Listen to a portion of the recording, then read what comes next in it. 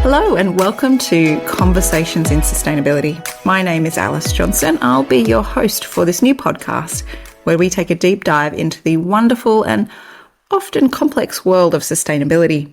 Each episode we chat to an industry expert, unpack a key environmental issue and provide you with actionable insights that can have a real impact.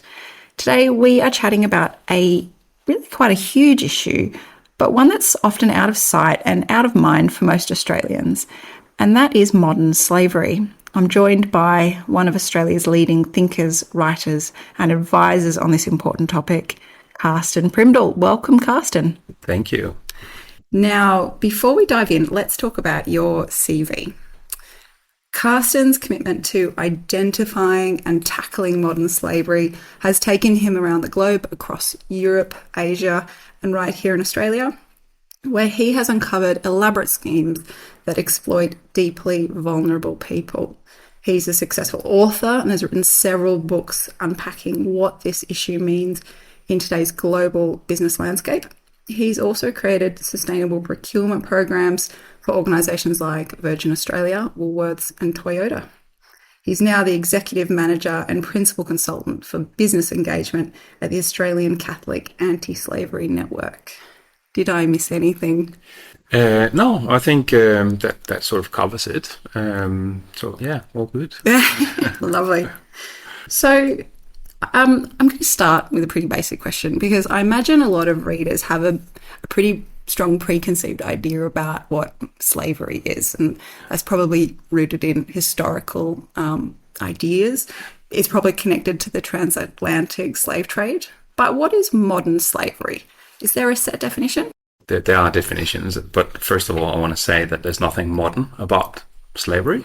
It is a term that has been coined because people are starting to become aware that this is still an issue, but this is an old age issue. It's been going on for years and years. But the fact is that there's more slaves today than there has ever been in history.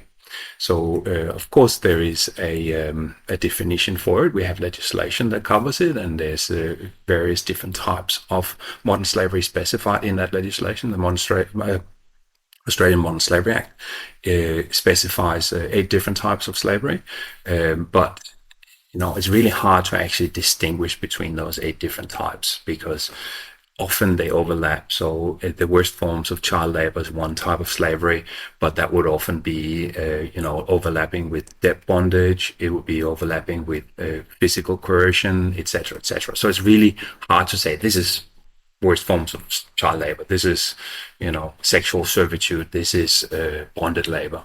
They often, play together, and there's elements of overlap. But in general, you could say that any type of slavery is a situation where somebody is taking advantage of somebody else for whatever gain is extracted, whether that is work or whether it's sexual gratification or other types of unpaid for and unwillingly delivered services. So yeah, it is about exploiting people against their will.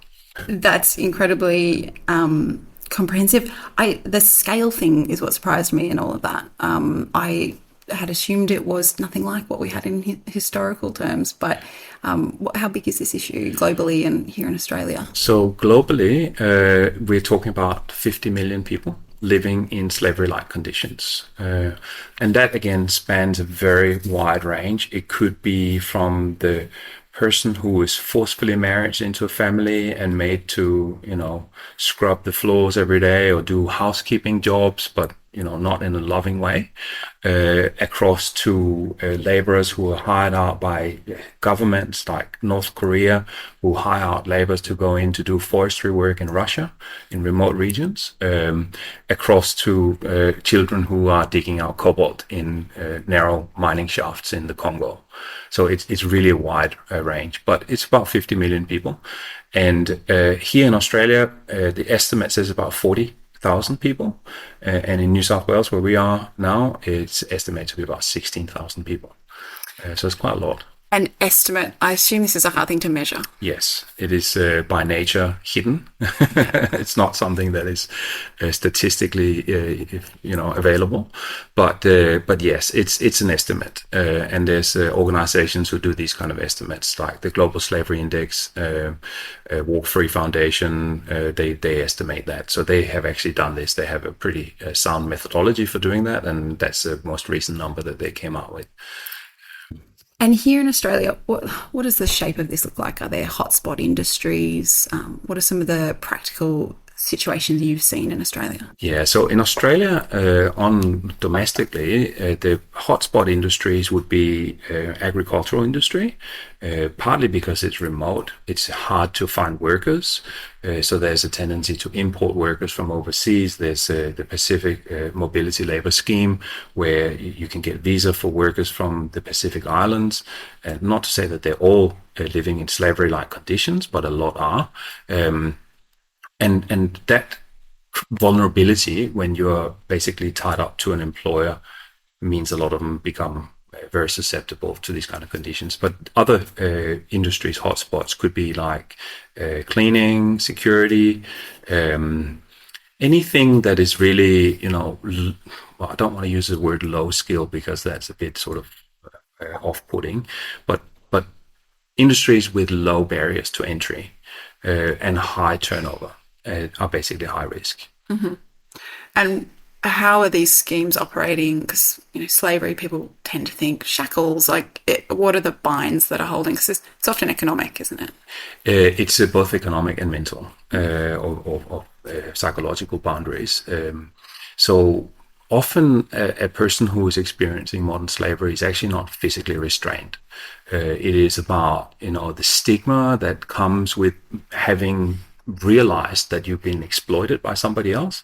A lot of people feel that very sort of confronting and very they feel ashamed, and if they can't share it with anybody, then it stays in a hiding, and they potentially won't go out and shout it from the rooftops that they've been exploited in such a terrible way.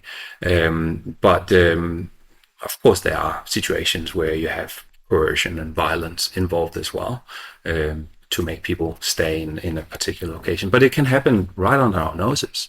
It could be the local takeaway driver. It could be the local little restaurant down the corner.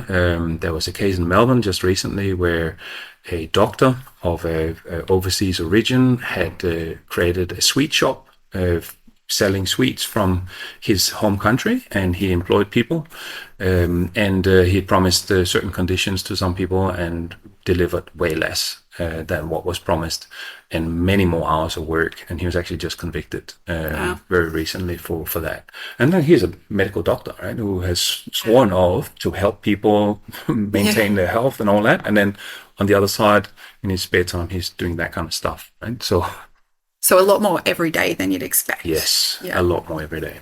So what would people be looking for if you're, want to be, a conscious citizen who's aware of these things? What would be some of the signs that somebody might be in a modern slavery situation?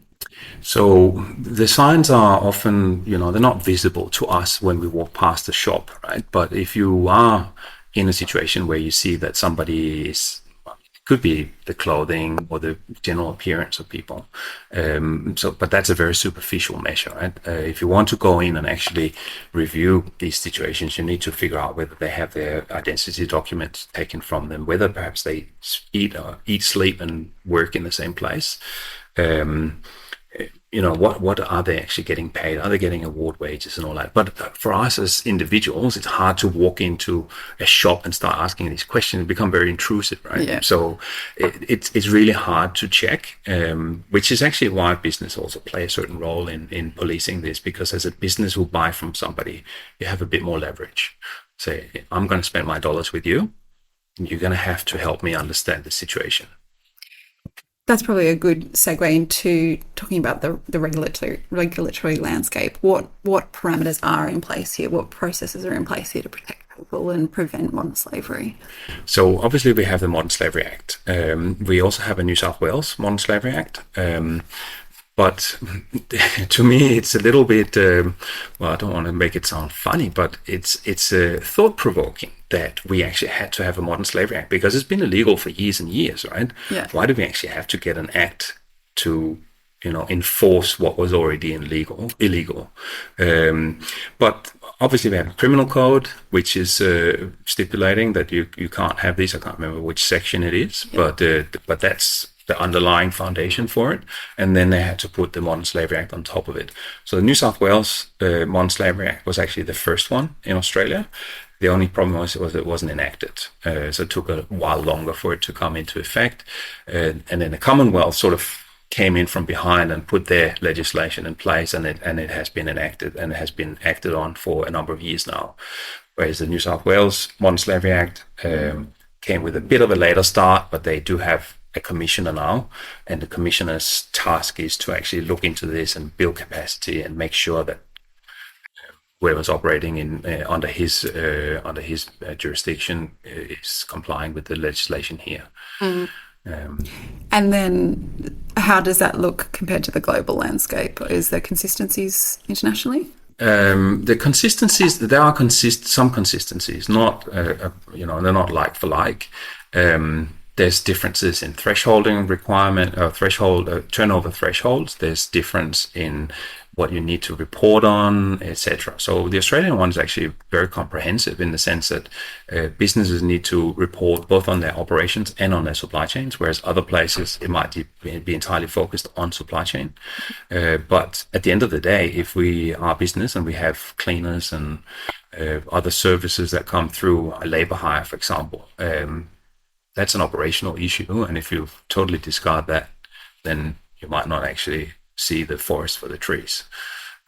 So it's very important to have that. And there's a lot of other developments globally. We have in the US, we have I have to pronounce it correctly, the Uyghur Forced Labor Prevention Act, which is a law that is, or an act that is instated to prevent US businesses from importing a product that is made in a particular region of China, which is known for, or where there's a lot of allegations of human rights issues.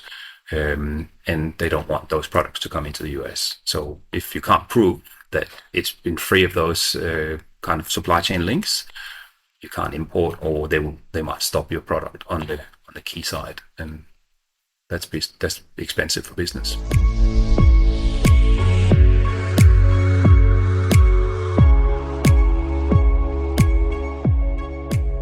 So sustainable procurement, how far up the chain is a business owner responsible for? So if we stock a product from a supplier or a retailer, are we then responsible for where they get their materials from the raw material side of things? That's a very good question. That's $1 million question. Look, I would say in principle, we are responsible for the whole chain. Right? What's the point of having something that is ethically stitched here in Sydney or Melbourne when the cotton is grown using slavery in overseas? I mean, I don't think we can attach a criteria that says that it's more important that it is slavery free here than it is overseas, right? So I'd say in principle we are, but in practicality it's really difficult to go all the way down. There are different technologies and everybody's saying, we can use blockchain to trace the products and all that. Blockchain is just another way of saying chain of custody, and you need to make sure that you can actually check where the product changes hands, and that there's a documented process for that with paperwork, etc. And blockchain is obviously a new technology solution for that. But it has some weaknesses because if you insert a product and you falsify the documents, then nobody will know. But there's other technologies upstream where you can actually check, the chemical fingerprint of where the particular product input is grown. So you can say, well, if a cotton fiber from Xinjiang, which is where the Uyghur population live, it'll have a certain chemical fingerprint. So you can test your T-shirt when it arrives in Sydney, saying, well, it's not made there. So we have the responsibility for doing as much as we possibly can to check this, but of course it's a shared effort. So you can't just rely on one buyer doing the whole effort. It has to be a shared effort. An industry-wide thing? Yes, it has to be. It's really interesting to hear about the tech side of things, because I was going to ask, is this a case of you need to go over and visit these factories? How practical? That is another step, another part of the toolbox. So obviously, I mean, the sort of the best practice process at the moment is that you have some sort of a filtering or funneling process where you define saying, well, we're dealing with, for example, a cotton product. Okay, we know that textiles and cotton have these risk factors. Okay, it's coming from which country? That we know that these countries have these risk factors, and say you need to filter it out, because if you have, for example, 1,000 suppliers, you have very little chance of actually investigating all 1,000. So you need to have some way of saying, okay, what is our resources? What are our resources, and where do we apply them in the best possible way? Is it these 20 factories that source, textile material from Bangladesh? Or is it something that source electronics from with components from the Congo, cobalt, etc.? So how do we actually apply those resources? But then, once you have made that filtering, then it's probably a good idea to actually go and have a look. Yeah. Because, you can ask them questions. Do you use modern slavery in your production? The likely answer is no. Yes, I hope so. Exactly. Well, and even the ones who do will not state it. Right? Yeah. So you do need to do some sort of a spot check from time to time. Yeah. Yeah. And what about small and medium-sized businesses where we're a small business, Green Horizon? It's a challenge for us. We certainly can't be jumping on a plane. No. To check. So I mean, there are companies overseas that help with these things. So there are like consultants. There's certification bodies they do like ISO standard certification, etc. But again, it's also about utilizing whatever joint resources are available, because if everybody using the same supplier sends somebody to go and have a look, that supplier is going to be very tired of the effort that goes into it. Mm-hmm. And we're not going to know a whole deal more because the effort is too concentrated on one supplier. So there are platforms out there that will help you, share these kind of resources where you say, well, I have this supplier, I'll order an audit. And then if somebody else can go in and say, okay, we don't need to do it because these guys have already done it, let's do this one instead. And that way you can spread the effort. So the reporting, the data sharing, the transparency, that's the key piece. That's the key piece, yes. Yeah. Exactly. Something I find really interesting in the ESG landscape is this clash between the E and the S, the competing priorities thing. And we do a lot of work with the renewables, and there's a lot of conversation about rare earth minerals, the race to renewables and energy transition. Is this something we're seeing more of a challenge with? It's a major issue. So I just recently finished a book called Cobalt Red. It is a professor from, I think he's a professor at Harvard, and he's been investigating the cobalt supply chain and with projections of how much is actually needed to meet the energy transition. So we actually need 4 times more cobalt than what is currently being produced. And we know that a huge percentage is actually what they call artisanal mining, where you have a big mining company and then all the stuff that they dig out is sort of left in big piles next to the mine, and you have all these local people who then go through and sift them for small pieces of cobalt. And if we need to increase that by 4 times, there's going to have to be a massive influx of poor people who don't have other means of making a living, who will go through and sift through that. So that is, by definition, going to drive more slavery, child labor. And then you need to balance out whether one or the other is the better one, right? So it's a bit of an issue. This is a fairly big question, but what's the solution there? Like, what if you were in charge of managing that procurement process? What would that look like? I mean, the governance of some of these countries is pretty hard to deal with, right? But I think we're quite fortunate in Australia. We actually have a fair bit of cobalt resources, and we do know that we don't have child labor in our mining operations. So probably one of the options there is to, try to drive more mining here for that kind of minerals. And that way we're not as dependent on what we get from the Congo. But on the flip side of that is that, what about the people who live from this over there? Right? Yeah. Do we want to drive them out of existence, or do we actually want to provide them with opportunities for feeding their families? Mm-hmm. So it is really a dilemma. Which one is the best way? I don't know. Yeah, it's hard, right?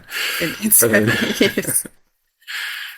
So on one side, we want to drive a good outcome, but we also need to make sure we don't drive an outcome that is so narrow-minded and focused that we end up causing more harm to somebody else. Absolutely.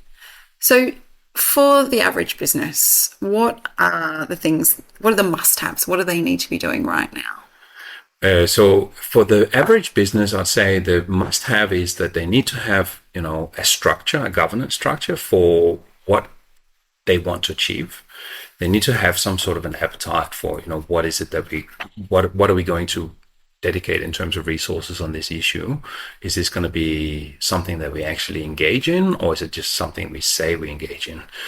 So most companies will start with a policy, a code of conduct.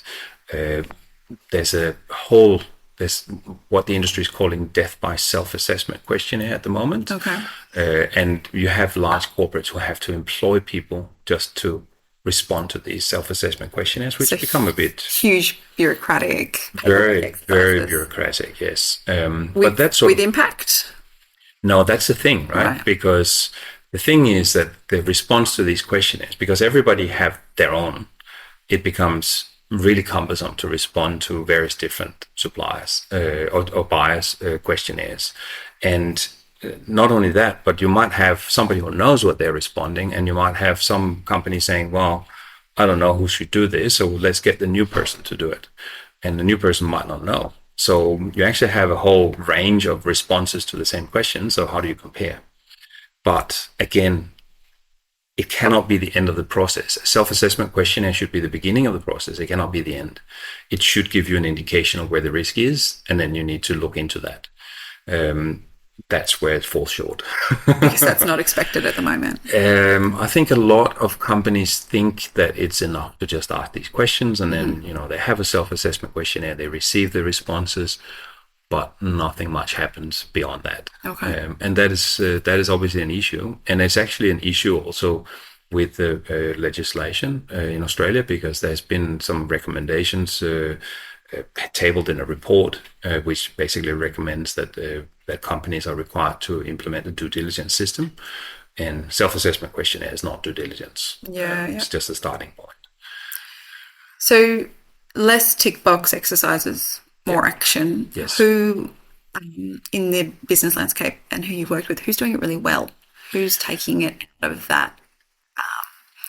So there's a maturity to some of the businesses in the landscape, both globally and in Australia. So some of the companies that have been doing it really well for a long time is the mining sector. Okay. They're very mature in this space, not because of the Modern Slavery Act itself, but because they've been looking into reconciliation action plans and indigenous rights, etc., for a long period of time. So it's very similar in terms of the process. So there was a maturity in that, so it's fairly easy to replicate and move across to modern slavery. So that they're mature. The supermarkets in general are quite mature as well, the large ones, because they have sourcing offices overseas. They all have a sourcing office in Hong Kong or Shanghai, and they buy stuff from thousands of factories in China and Bangladesh, etc. And they have access to these kind of databases, so they can actually understand what the problem is. The databases I talked about before, where they share audits when they go to the on-site. So having access to those really helps. And being a non-Australian originally myself, I have to say that there might be a little bit of a tendency to think that we are ahead of the curve here. But I've been working with this area for close to 20 years out of Europe. I think Europe and the US probably a bit ahead of the curve when it comes to that. But so having that interface with companies who have sourcing offices in Hong Kong, etc. They know that this is what happens overseas. The businesses who have these kind of sourcing offices, so they can learn from that, and they have learned. So that maturity is there with them. So. We've talked about some of the challenges already. Are there any other big hurdles that businesses are coming up against? It sounds like a lot of bureaucracy and paperwork, but what are some of the other big sort of challenges? So I would say that I've done a study of over 3,000 modern slavery statements with the help of about 130 interns from the Australian Catholic University. And analysing the statements, we can see that most are fairly decent at identifying the risk. but the vast majority are not very good at detailing what they're actually doing to address that risk. And when it comes to measuring, it just falls off a cliff because it's a hard issue to measure. It's a soft issue. It's not like saying, well, can we reduce X tons of CO2 on our emissions? There's no offsets for slavery. If there was an offset for slavery, I don't know how it would look because it would also kind of indicate saying, okay, I offset it here, so it's okay. I had slavery in my own operations, right? Yeah. So that would be a bit of a contradiction, right? And that's a challenge for a lot of the S issues, isn't it? Yes, Like, how do we measure human Exactly. impact, happiness, Exactly. welfare? Exactly. Are So there that's the issue. any ideas about how that happens? Like, what's the current approach? It's mostly proxy measures, right? So we'd say, how many audits have you performed? How many suppliers have you engaged with? How many trainings have you performed? And so it's like a secondary measure. And I think the hope is that at some point in time, it's going to start, rolling through in actual improvements in working conditions, but it hasn't really so far, unfortunately. So, I mean, we saw from the Global Slavery Index, there was an increase over 4 years from 40 million estimated people living in modern slavery to 50 million. So in 4 years, it's increased 10 million. Okay.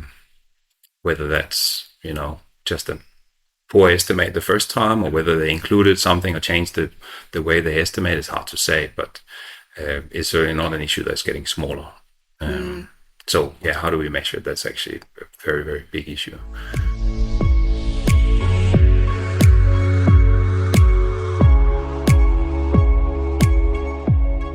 I wanted to ask you about fair washing. So I imagine listeners have come across greenwashing, probably a fair bit of green hushing. I came across woke washing the other day. Yeah, right.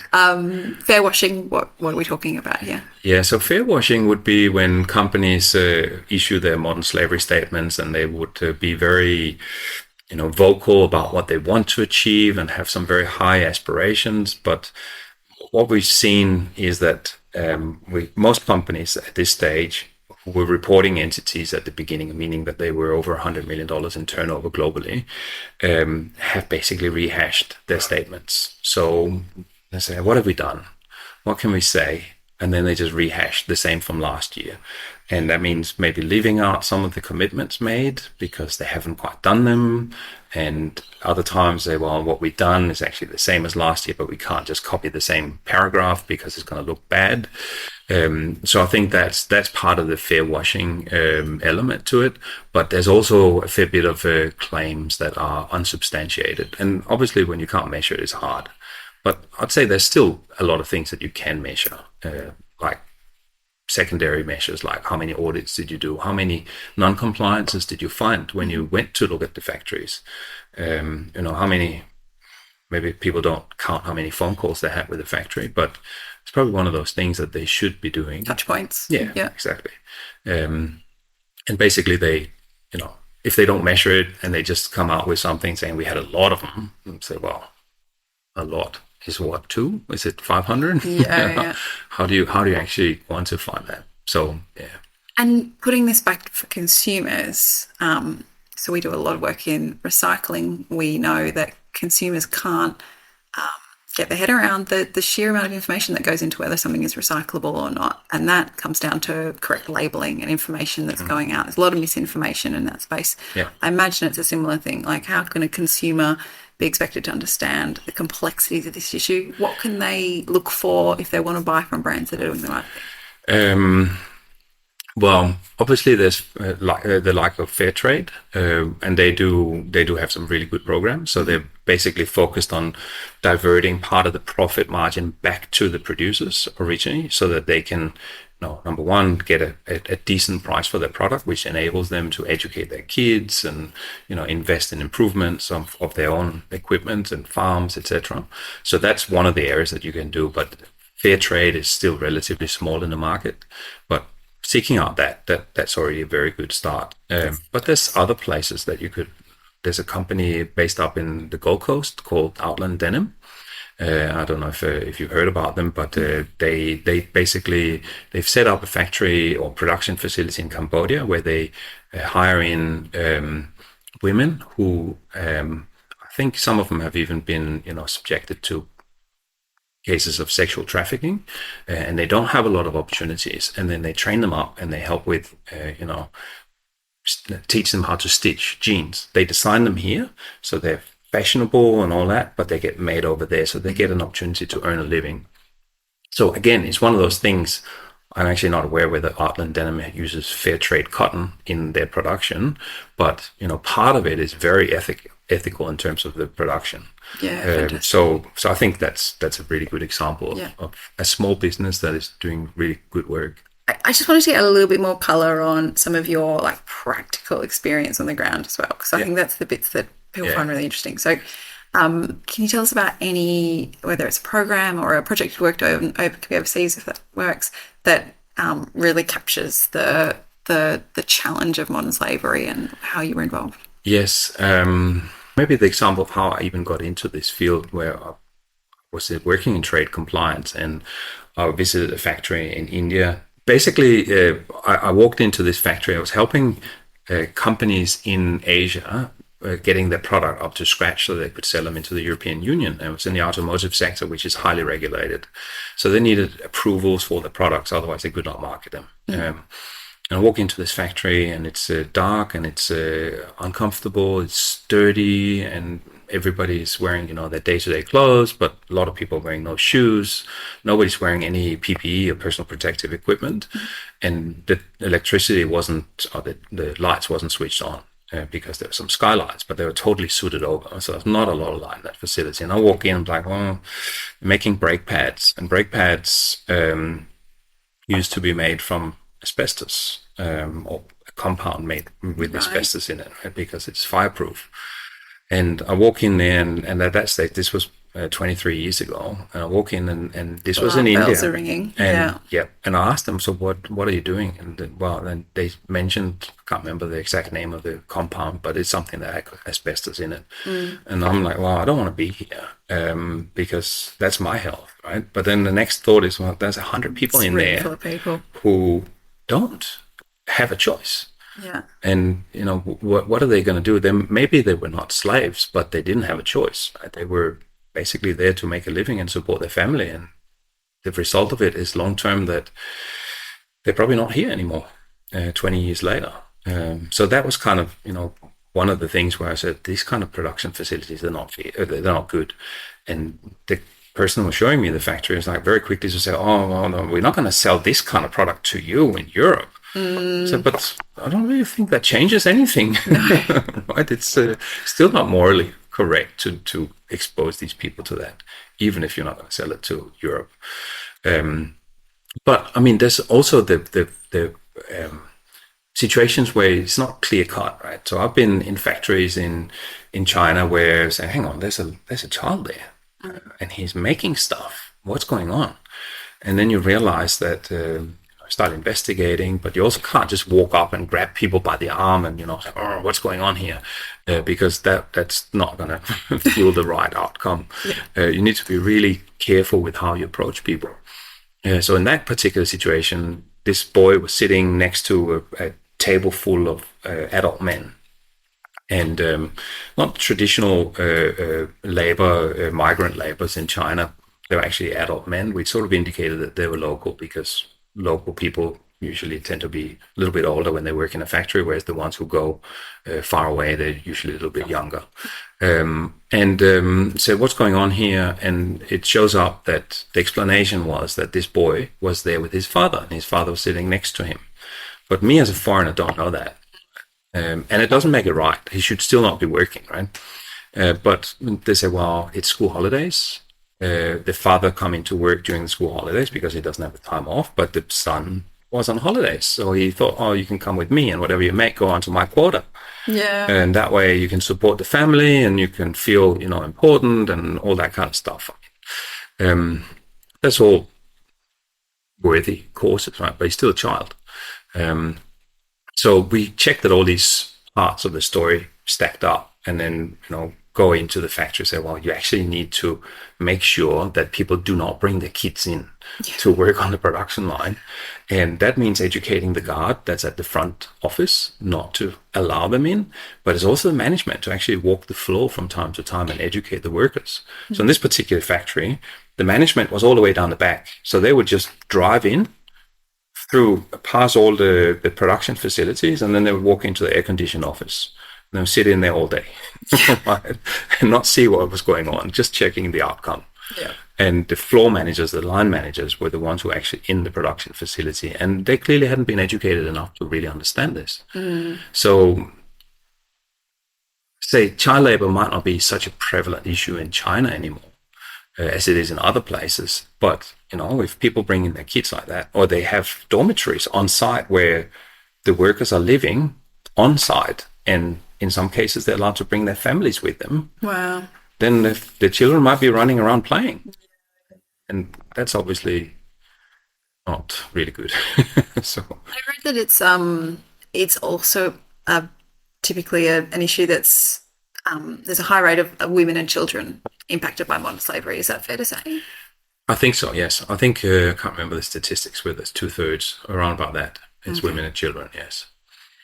So looking ahead, 2024, what can we look forward to? What does the future look like for modern slavery, and what do you think businesses need to be taking forward into the new year about how they tackle this really important issue? Well, I think there's a few takeaways. Number one, the legislative situation is changing in Australia. So we had the review of the Act come out back in May. It hasn't been acted on yet. Although today the government tabled a new amendment to the Modern Slavery Act, where they, I think it's called the Modern Slavery Act Amendment for an Anti-Slavery Commission or something like that bill. So it's being introduced in Parliament. It's not going to be approved this year. It's going to drag into the next year. But all the other 30 recommendations that came out of the review will definitely not happen this year either. But that is something to keep an eye on. But the other thing is that if, as an Australian business, if we actually want to maintain our customer relationships with overseas businesses, we need to do more in this space. So there's almost like an imperative to maintain our export levels. A commercial imperative. Commercial, yes. Because overseas companies, they take this very serious. And if you can't prove that your product is not containing something from the Xinjiang region in China, where the Uyghur population lives, then you might not be able to export into the US. That can be hugely expensive, right? If you lose a customer because of that.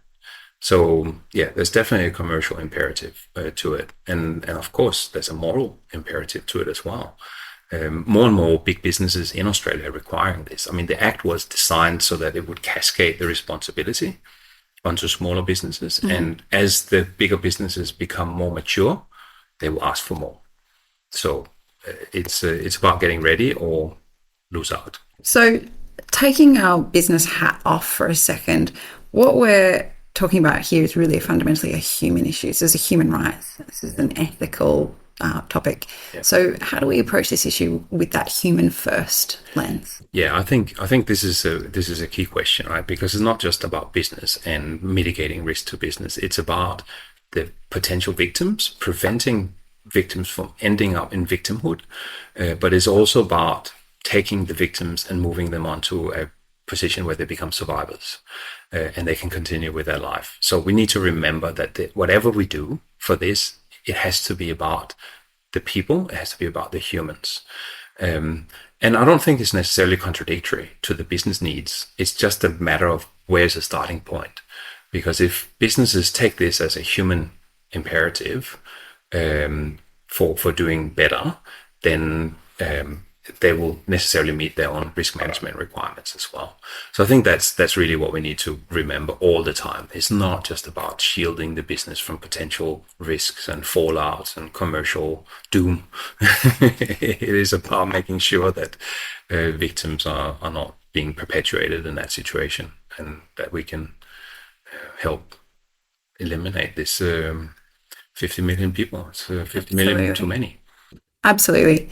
A really fascinating and really meaty and important complex topic. So a big thank you, Carsten. Thank you.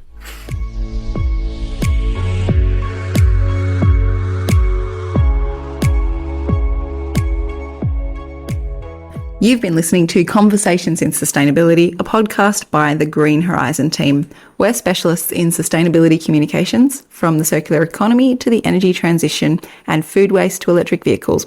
We live and breathe these issues day in, day out. To check out our work and hear from some of our clients, head to greenhorizon.au.